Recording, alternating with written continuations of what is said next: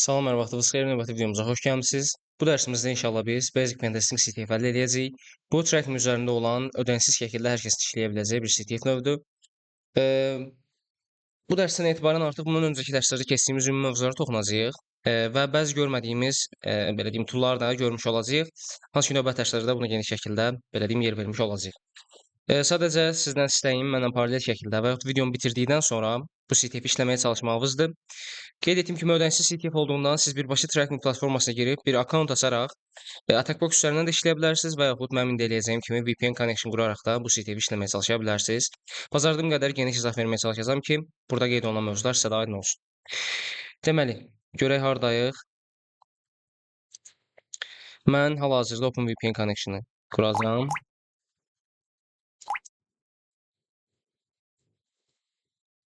Aha, deyir yoxdur. Maximize-in içinə getməliyik. Mən diqqətsizlik elədim nəsə. Problem yoxdur. Tək ki siz mənim kimi diqqətsizlik eləməyəsiniz. Tamam, sudo OpenVPN. Yəni hal-hazırda bizim connectionımız qurulmuş olmalıdır. Ping ataraq da yoxlayaq görək. Əlaqəmiz var yoxsa yox. Ping adresini kopyalayıram. Ping deyirəm. Daha sonra IP-yə ping atıram. Gördüyünüz kimi biz uğurlu şəkildə connection qurmuş olduq. Deməli, mənim ilk olaraq eləyəcəyim şey nədir? Bu IP adresinə gəlirəm, görürəm bunun arxasında bir veb-sayt var yoxsa yox. Gördüyünüz kimi hal-hazırda bunun arxasında bir veb-sayt, belə deyim, işləyir. Yəni buradan başa düşürük ki, 80-ci port açıqdır. NodeChecker dediyindən 443-ün aktiv olmadığını düşünürəm. Birazdan skan eləyib bunun nəticəsində öyrənmiş olacağıq. Yavaş-yavaş suallarla birlikdə getmək istəyirəm. Bizdən nə soruşursa spesifik onun üzərindən cavablandırmağa çalışaq. Deməli, maşını connect elə və maşını belə deyim, deploy elə və networkümüzə qoşul deyir. Bunu elədik. Daha sonra hansı servislər olunur, onu öyrənməyimizi istəyir. Aggressiv scan verəcəm. Daha sonra sürəti 4 təyin eləyəcəm. CTF işlədiyimizdən bunun çox bir əhəmiyyəti yoxdur. Və daha sonra bura IP-mi yerləşdirəcəm. Buna da ehtiyac yoxdur. Bunu bağlayıram. Paralelində biz burada bir veb-sayt gördüyümüz üçün bunu təbii ki, direktorun əlində subdomainlərini də search eləməliyik və yaxud hansısa bir path varsa burada, direktor varsa, onları təbii ki, öyrənməli olacağıq. Hansı ki, biz növbəti suallarda bunu belə deyim, görmüş oluruq. Hansı ki, bizdən soruşur ki, web serverdə hansı gizli direktor var. Bunda nə ilə eləyirik? GoBooster vasitəsilə eləyirik. Mmapscan gedə-gedə mən istəyirəm paralelində GoBooster-də işlədim. GoBooster nədir? GoBooster hansısa bir veb-saytın üstündə, veb serverin üzərində subdomain resource eləməyimiz üçün istifadə etdiyimiz bir tooldur. Spesifik olaraq biz bunun təbii ki, director search parametrindən istifadə edəcəyik. Hansı ki, GoBooster yazdıqdan sonra dir yazırıq. Ondan sonra u parametri vasitəsilə URL-imizi veririk. Daha sonra word list veririk. W parametri vasitəsilə bizim word listlərimiz bildiyiniz kimi Kali Linux əməliyyat sistemində user, share, word list və bunun altında yerləşmiş olur. Mən indi istəyirəm dirb direktorsunun altına gedim, görüm burada hansı word listlər var. Məsələn, small text-dən istifadə edə bilərəm. Gəlin onun yerinə biz bunu səhv verdik. Onun yerinə director list 2.3 mediumdan istifadə eləyək. Bundan istifadə elədim, bunu da run elədim, görək. Bir folder tapıb bilirik, yoxsa yox. Yəni, həqiqətən skanımızın da nəticəsi çıxdı. Mmapscanın nəticəsinə əsasən biz görürük ki, burada 1, 2, 3, 4, 5 və 6 ədəd port var. Hansı ki, SSH açıqdır. Buradan biz belə bir nəticəyə gələ bilərik ki, bizdən SSH connection qurmamızı istəyə bilər. Daha sonra SMB hal-hazırda görürük ki, burada aktivdir. 139 və 445-ci portlar bunu bizə göstərir. Hansı ki, SMB üzərindən nəsə bir məlumat əldə etməyə çalışa bilərik. Paralelində burada bir Apache serverinin işlədiyini görürük 8009-cu portda və 8080 portunda da eyni şəkildə Apache Tomcat serverinin işlədiyini görmüş oluruq. Başqa da bir məlumat yoxdur. Əməliyyat sistemi haqqında və s. də bir məlumat vermədi, hansı əməliyyat sistemindən istifadə elədiyini. Burada Linux olduğunu, belə deyim, təxmin eləyir. Digər məlumatları da buradan görə bilərsiniz. Deməli, yavaş-yavaş gedək. Find the service exposed by the machine. Bunları tapdıq. Deyir, hidden director var. Bunun bizdən arasını istəyir. Baxın, gördüyünüz kimi biz development-da bir direktor tapdıq. Girək bunu buradan da təsdiqləyək. Development yazıram. Bəli, gördüyünüz kimi development folderına gedəndə biz də burada 2 müxtəlif fayl olduğunu görürük. İlk olaraq bunu cavablayaq, daha sonra o faylların daxilini oxumağa çalışaq. Deməli, bizdən brute force eləyərək username və passwordu tapmağımızı istəyir. Hansı ki biz brute force üçün Hydra-dan istifadə eləyəcəyik. Hydra üzərindən müxtəlif servislərə biz brute force prosesini icra eləyə bilərik. Gəlin test eləyək. Bunun öncəsində faylları oxuyaq. Məsələn, def.txt adlı bir fayl var. Bəli, def.txt-in içinə daxil olduq. Deməli, bu tarixdə K başlıqlı bir istifadəçidən belə deyim, bir mesaj göndərilib. I have been messing with that stuff and it's pretty cool. I think it might be neat to host on the server too. Haven't made any real apps yet, but I have tried that example. You got to show how it works. Okay. Aha, biz versiyanı da buradan öyrənə bilirik. 2.5.12 deyir. Hal-hazırda real bir app yaratmamışam. Amma belə deyim, bunu yoxlayıb deyir. Və bu versiyadan istifadə etməyin səbəbində digər versiyaların buna problem yaratdığını qeyd eləyib. Eyni şəkildə eyni istifadəçi SMB-nin də konfigurasiya olunduğunu deyib. Yəni biz skan atmasaq belə bunu buradan öyrənmiş olacaqdıq. Yəni bir növ təsdiqləmiş olduq. Və eyni şəkildə Apache-nin də quraşdırdığını deyir. Lakin deyir ki, sonradan kontenti yerləşdirəcəm. Hansı ki biz default sayta gedəndə heç bir kontentin olmadığını da görmüş olduq. Daha sonra digər bir folderumuz var. Buna daxil olaq. Deməli, yenə K istifadəçisi J istifadəçisi üçün bir mesaj göndərib. Deyir, etc shadow direktorisinin kontentlərini audit eləyirdim. Hansı ki, görmək üçün ki, burada bizim hansısa bir zəif credentiallarımız var yoxsa yox. Və deyir, sənin həşivi çox rahatlıqla qıra bildim. Deyir, sən bizim parol siyasətimizi bilirsən və zəhmət olmasa bunu riayət elə və parolumu ən sürətli şəkildə dəyiş. Deməli, biz buradan öyrənirik ki, 2 dənə istifadəçi var hal-hazırda sistemdə və yaxud bizim hücum eləyə biləcəyimiz belə deyim. Biri J-dir, biri də K-dır. Başqa nə nəticə əldə edə bilirik? What is the username bizdən soruşur. Gəlin, neyniyək? Biz SMB-nin olduğunu öyrəndik. Bunu da dayandıra bilərik. Burada sadəcə development tapdıq. Başqa word listlərdən istifadə eləsək və yaxud bunun sonuna qədər gözləsək, bəlkə başqa direktorlar çıxa bilər, ancaq hal-hazırda bizim buna ehtiyacımız yoxdur. Deməli, neyniyəcəyik? Bizim bir SMB belə deyim, sistemdə SMB-nin quraşdırıldığını görmüş olduq. Düzdürmü? Burada indi nə edə bilərik? SMB-ni enumerate eləyərək bir məlumat əldə etməyə çalışa bilərik. Hansı ki, SMB üzərindən userlar haqqında məlumatı əldə edə bilərik. Gəlin, bunun üçün istifadə olunan bir tool var. Enum4Linux belə yazılır. Gəlin, Enum4Linux-u ilk olaraq görək necə istifadə olunur. Manual səhifəsinə baxaq. Deyir, manual səhifəsi yoxdur, onun üçün gəlin help səhifəsinə getməyə çalışaq. Ümumiyyətlə, hansısa bir toolun və yaxud əmrin önünə man yazanda həmin tool və yaxud əmrlə bağlı manual səhifəsi açılır, hansı ki, orada siz detallı məlumatla tanış ola bilərsiniz. Bunu mən olduğu kimi yapışdırıram. Belə yapışdırsaq sizə məlumat verəcək. Deməli, U parametri vasitəsilə istifadəçilərin listini alıram. M parametri vasitəsilə maşınların listini alıram. Share'lər, password policy'lər, qrup və member listlər. D vasitəsilə daha detallı məlumat əldə etmək istədiyimi deyirəm. U və P vasitəsilə də hansısa bir belə deyim, username və yaxud passwordu spesifik olaraq qeyd etmək istəyirəm. İstədiyimi deyirəm, belə deyim. Deməli, biz burada A parametrindən istifadə edəcəyik. Hansı ki, A parametri vasitəsilə bütün enumerasiya proseslərini həyata keçirəcək. Tamamdır. Gəlin onda uzatmadan bunu yoxlayaq. Enum4Linux yazıram.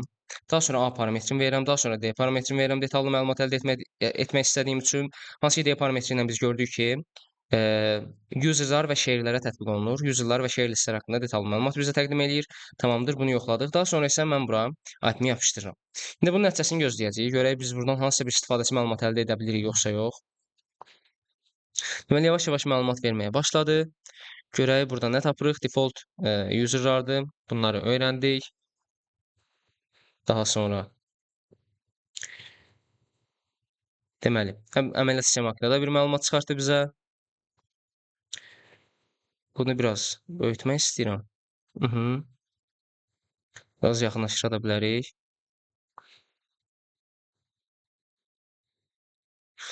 Tamamdır. Deməli, share enumeration də elədi. Hansı ki, şeylər haqqında da bizə məlumat verir. Aha, burada anonimal şəkildə connection qura bilərik. Bunu öyrənmiş olduq. Password policy məlumat istəyir. Password bilmədiyim üçün bunu keçməyə çalışıram. Bunu keçsək görək. Deməli, 2 dənə domain tapdı. Basic 2 və built-in. Bunu mən özüm sizlə birlikdə oxumağa çalışıram. Yəni, sürətli şəkildə getməyəcəm ki, detallı məlumatları birlikdə əldə etməyə çalışam. Deməli.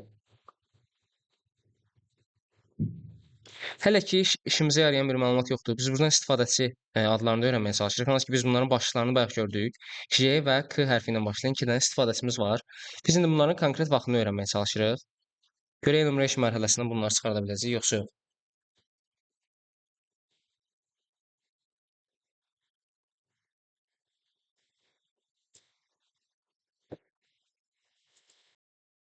Deməli, hal-hazırda skanımız yenə davam eləyir. Deməli, built-in administrators lokal qrupu üzərindən enumeration nəticəsində məlumat çıxarmağa çalışır. Hələ ki bir məlumat çıxarda bilmədi. Bu skan detail verdiyimiz üçün biraz vaxt alır. Siz istəsəniz bu hissələri keçə bilərsiniz. Bəzi lazımsız hissələr mən keçəcəm, lakin hal-hazırda istəyirəm bir yerdə baxaq ki, siz də detallı şəkildə tanış olasınız. Burada biz eyni şəkildə müxtəlif belə deyim assetləri görürük. Buraya başqa bir məlumat çıxıbmı?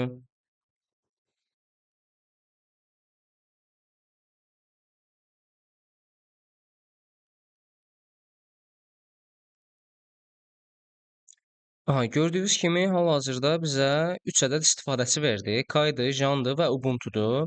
Deməli, uğurla biz enumeration nəticəsi olaraq bu 3 istifadəsini tapdıq. Paralelində E parametrindən istifadə eləyərək burada bir source da vermişdik.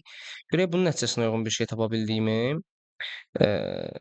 Bunu da əslində gözləsəydik nəticə ala bilərdik. Lakin əhəmiyyəti yoxdur əsas. Nəticəni tapdığımız üçün qalan hissəsini etməyimizə ehtiyac yoxdur. Deməli, 3 dənə istifadəçimiz var. Kaydı, Jandı, bir də Ubuntu'nun default user'ı, belə deyim, bəli, default olaraq təyin elədiyi user var, Ubuntu əməliyyat sisteminin özünün belə deyim. Deməli, bəs biz bunlardan hansına hücum eləyəcəyimizi hardan biləcəyik? Baxın, gördüyünüz kimi bizim bu development hissəsində hansı ki belə bir mesaj var idi. j.txt faylı.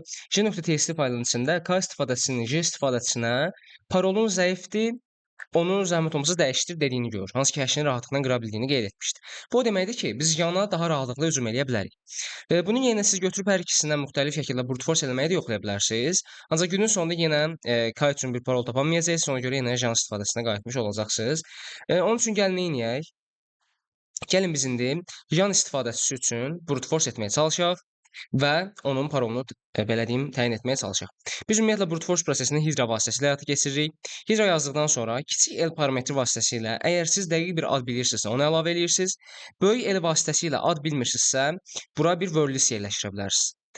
Ümidvaram, aydın oldu sizə. Deməli, balaca L yazanda konkret istifadəçi adı vermək lazımdır. Böyük L yazanda isə bura biz word list əlavə edirik. Hansı ki, pentest belə deyim, brute force eləmək istədiyimizi qeyd edirik. Balaca L yazıram, istifadəçi adını bilirəm. Daha sonra P parametri var. Balaca P yazıramsa parolu bilirəm. Ona görə birbaşa tutalım bura parol yazacaqdım. Böyük P vasitəsilə də mən bura təbii ki, bir word list qeyd etməliyəm. Word list olaraq da mən rock.txt word listini vermək istədiyimi burada göstərmiş olacağam. User share word list, daha sonra rock.txt yazaraq bunu əldə edə bilərəm. Daha sonra mən buradan URL-i qeyd edə bilərəm. URL-i IP-mi yazıram və daha sonra hansı servisə hücum eləmək istəyirəmsə onu qeyd edirəm. Biz də SSH-ın açıq olduğunu görmüşdük. Ona görə SSH hücum etməyə çalışacağıq. Eyni şəkildə bunun sürətini də təyin belə deyim eləmək istəyirəm. T4 elədim. Bu da yenə uzun çəkə bilər. Bu hissələri də ya sürətləndirəcəm, ya kəsəcəm və yaxud siz daha qabağa alaraq da bu hissələri kəsə bilərsiniz.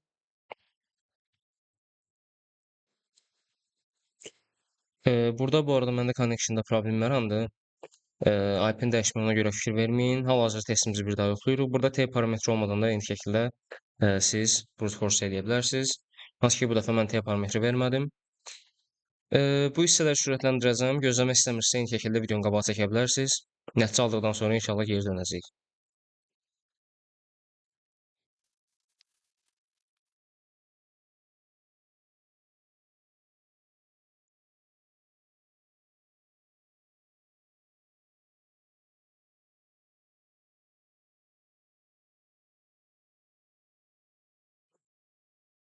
Gördüyünüz kimi jan istifadəçimiz üçün parolun Armand olduğunu tapdıq. Bundan sonraki mərhələdə inşallah jan istifadəçimizə belə deyim, SSH vasitəsilə daxil olmağa çalışacağıq.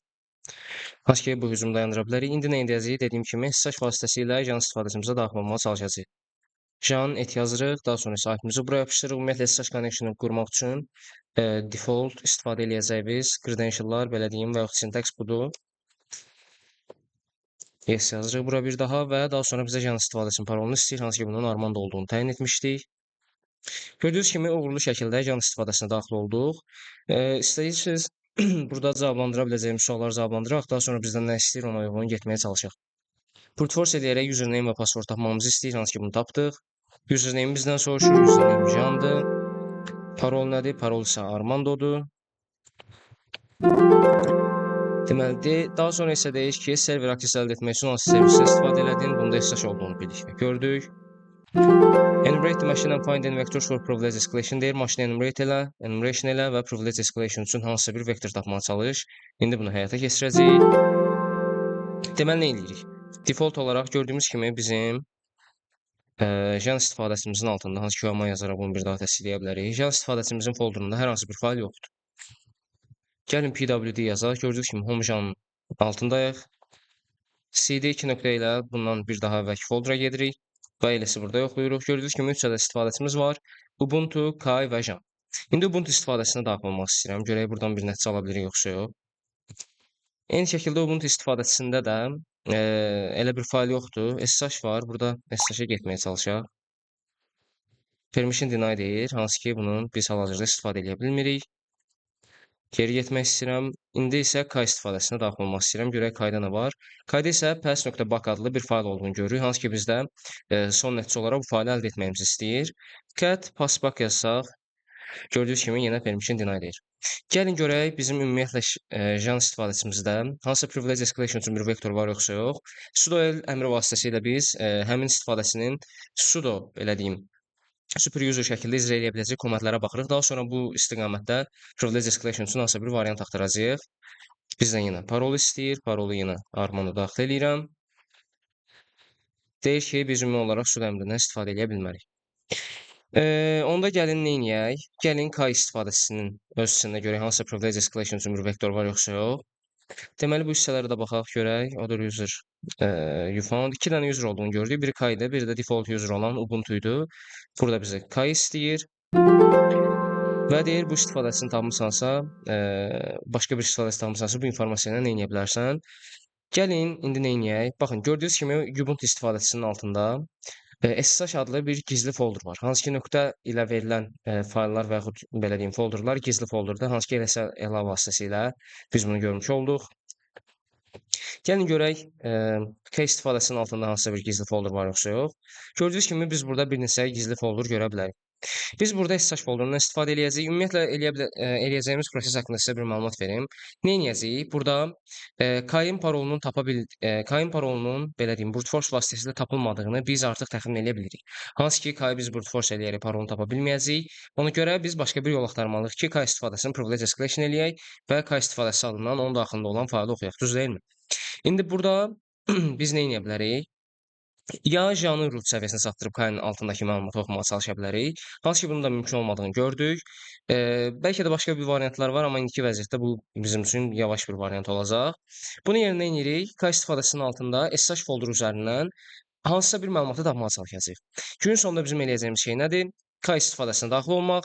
Hansı ki K istifadəsinə daxil olmaq üçün SSH folderundan istifadə eləyəcəyik. Daha sonra K istifadəsinin özündən birbaşa onun daxilində olan pass.bak faylını oxumağa çalışacağıq. İndi SSH folderuna yenə getməyə çalışaq.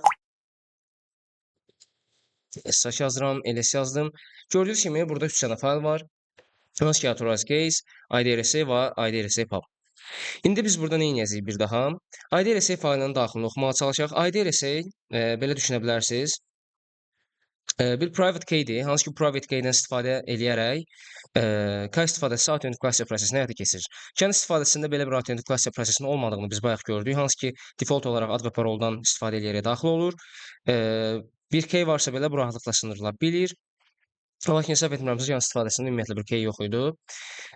K belə deyim can istifadəsində yox idi. K istifadəsində isə SSH key var. Hansı ki biz ya ad parol düzlüyündən istifadə eləyərək daxil olmalıyıq. Yox, əgər bu hal mümkün deyilsə, birbaşa private key vasitəsilə də daxil ola bilərik. İndi biz nə edəcəyik? Bu private key sındırmağa çalışacağıq. Hansı ki K istifadəsinin private keydir. Daha sonra isə private key sındırandan sonra belə deyim, K istifadəsinə bu private key üzərindən daxil olmağa çalışacağıq. Eləyəcəyimiz proses nədir? Burada IDRSA faylını tamamilə kopyalayırıq. Ctrl+Shift+C-yə basaraq. Daha sonra mən burada bir terminal açmaq istəyirəm. ls yazdım. Arxaya gedib desktopa keçmək istəyirəm. ls yazdım bir daha. Burada mənim bu CTF daha öncəsində işlədiyim üçün fayllar var. Bunların hər birini silmək istəyirəm. Yoxsa artıq silindi. Bəli, artıq silindi. Burada nə üçün error verdi bilmirəm. Hə, yəqin ki, bunlar da. Yəni bizim əslində heç bundan istifadə etməyimizə ehtiyac yox idi. Dal-dala yazsaydıq, yenə eyni şəkildə silinəcəkdi. Okay, problem yoxdur. İndi mən nə edəcəm? Burada bir IDRC faylı yaradacağam. Daha sonra isə bunu sındırmağa çalışacağam. Deməli, touch əmrindən istifadə edərək mən IDRC adında bir text faylı yaradıram. Deməli, bunu yaratdım. Eləsindən bunu da sıxlaya bilərəm. Nano vasitəsilə hansı ki, nano bir text editor bunun haqqında yəqin ki, məlumatınız var. Bu private key mən bunun içinə yapışdırıram. Ctrl X, yes düyməsinə basıram və enterə basaraq bunu save edirəm. İndi cut IDRC desəm, bunun içinə yazdığımı oradan görəcəm. İndi belə bir məsələ var. Bu IDRC faylı SSH private key olduğu üçün biz bunu hash formatına çevirməliyik ki, daha sonra bunu biz belə deyim, sındırmağı yoxlaya bilək. İndiki formatda biz bunu sındıra bilmərik və bunun belə deyim, daxilində olan teksti tapa bilmərik. Hansı ki, biz bu tekstdən istifadə edərək daha sonraki mərhələdə pentest mərhələsində həyata keçirəcəyik. Text dediyim nədir? Fast phrase-dir. Hansı ki, bu private key'in bir fast phrase olmalıdır təbii ki. Bu fast phrase-i biz private key'in öz daxilindən tapmağa çalışacağıq. İndi nə edəcəyik qeyd etdiyim kimi, bu private key'i hash formasına çevirməliyik ki, daha sonra bunu qırmaq üçün bir cəhd eləyə bilək. Bunu da SSH to John toolundan istifadə edərək həyata keçirə bilərik. Daha sonra bura faylımızın adını yazırıq. Daha sonra isə hansı adda save eləmək istədiyimizi yazırıq. Hansı ki, mən hash.txt kimi bunu save eləmək istədiyimi qeyd etdim. ls yazaq, cat hash.txt yazaq. Gördüyünüz kimi, mənim SSH belə deyim, şifrələnməm artıq hash formatına çevrilmiş oldu. Daha sonraki mərhələdə mən bunu qırmağa çalışa bilərəm. Bunun üçün də biz eyni şəkildə John Draper toolundan istifadə edəcəyik. John Draper ümumi hashləri qırmaq üçün istifadə edə biləcəyimiz bir tooldur. Daha sonra mən hash.txt yazıram və burada word list verməliyəm. Word listdə də roq.txt word listini verirəm. Bəli, bu artıq mən bir dəfə sındırmışam deyə, indi bir daha məndə bunun nəticəsini göstərmədi. İndi biz bunun nəticəsini oxuyacağıq. Deməli, John'dan istifadə elədikdən sonra show əmrindən istifadə eləyirik. John yazırıq ilk olaraq, daha sonra --show yazırıq. Deməli, burada show əmrindən istifadə eləyərək mən daha öncəsində bunu qırdığım üçün bir daha bunu qırmadı. Show əmrindən istifadə eləyərək mən IDRC üçün fast phrase-i buradan tapmış oldum. Hansı ki, biz IDRC faylının fast phrase-ini də eyni şəkildə öyrənmiş olduq. İndi nə edəcəyik? Bu IDRC private key-indən istifadə eləyərək Kai istifadəçisinə SSH atmağa çalışacağıq. Bunu da elə burada da həyata keçirə bilərik və yaxud bunun özündən də Jan istifadəsindən də belə deyim, bunu həyata keçirməyə çalışa bilərik. Gəlin elə birbaşa burada həyata keçirməyə çalışaq. Nə edirik? Yenə SSH yazırıq. I vasitəsilə burada private key verirəm. Daha sonra Kai istifadəçisi yazıram. İşarəsini verdikdən sonra isə mən bura IP-mi belə deyim, yerləşdirməliyəm. Burada gəlirəm IP-mi bir daha kopyalayıram. Kopyaladıq, gəldik buraya yapışdırdıq. Deməli, belə bir problem çıxdı qarşımıza. Bunun səbəbi nədir? Burada IDRC faylı executable bir fayl deyil. Executable olmamağı bizim SSH atan zaman bunu bir fayl kimi istifadə eləyə bilməyəcəyimiz mənasına gəlir. Gördüyünüz kimi chmod 600 yazdıqdan sonra IDRC buraya yazıram. IDRC-ni hal-hazırda executable olaraq təyin elədik. İndi nə edəcəyik? İndi eyni şəkildə SSH-ı bir daha atmağa çalışacağıq. Baxın, gördüyünüz kimi bu səfər bizdən password yerinə birbaşa fast phrase istəyir. Hansı ki, fast phrase-in də bayaq biz Vax olduğunu tapdıq. Burada yerləşdirirəm və gördüyünüz kimi artıq uğurlu şəkildə Kai istifadəsini daxil olmuş oldum. Qoyama yazaraq da bunu bir daha təsdiqləyə bilərsiniz. ls yazıram, passback faylını görürəm, cat passback deyirəm və gördüyünüz kimi uğurlu şəkildə biz bu istifadəsinin də daxilində olan faylı oxuya bildik. Deməli, burada nə edə biləcəyimizi gördük. SSH-dan istifadə edərək belə deyim, user-a daxil olduq və password da artıq tapmış olduq. Bu dərslik bu qədər. Bu dərsdə biz birlikdə işlədik. Sözünüz də bunu ödənsiz şəkildə Tracking platformasında işləyə bilərsiniz. Bu dərslik bu qədər. Hansısa bir sualınız varsa da yönləndirə bilərsiniz. Görüşənədək.